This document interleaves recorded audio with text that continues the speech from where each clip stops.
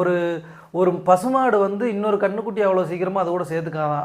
அதோட கன்றுக்குட்டி கிட்ட இருக்க வாசத்தை வச்சு தான் பால் கூட கொடுக்குமா. அப்படி இருக்கிற ஒரு சூழ்நிலையில் பார்த்தீங்கன்னா ஒருத்தர் என்ன பண்ணியிருக்காரு, ஒரு பசுமாடு வந்து இன்னொரு கன்றுக்குட்டி வேற ஒரு பசு போட்ட கன்றுக்குட்டி கூட எப்படி சேர்த்துவாங்க, ஒரு வேளை இன்னொரு பசு செத்துருச்சுன்னா அதோட கன்றுக்குட்டி எப்படி சேர்த்துவாங்கன்னு பார்த்தீங்கன்னா அதில் வந்து ஒரு பிரமிப்பாக இருந்தது.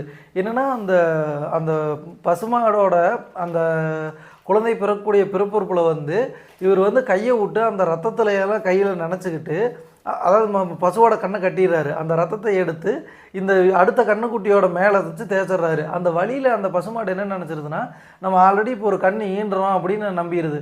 அதுக்கப்புறம் இந்த கண்ணுக்குட்டியை கொண்டு அந்த பசுமாட்டுக்கிட்ட நிறுத்தி வச்சோம்னா அந்த குட்டி வந்து அதை வந்து மோந்து பார்த்துட்டு இது என்னோட ரத்தம் தான், இது என்னோட கண்ணுக்குட்டி தான் அப்படின்னு நினச்சிருந்தான். இப்படி இருந்த கிராமத்தில் பார்த்தீங்கன்னா ஒரு நாள் என்ன ஆகுதுன்னா, ஒரு பொண்ணு வந்து அவங்க கிராமத்துலேருந்து இந்த கிராமத்து வழியாக போக வர்றாங்க. அவங்க வந்து பாம்படம் போட்டிருக்கு.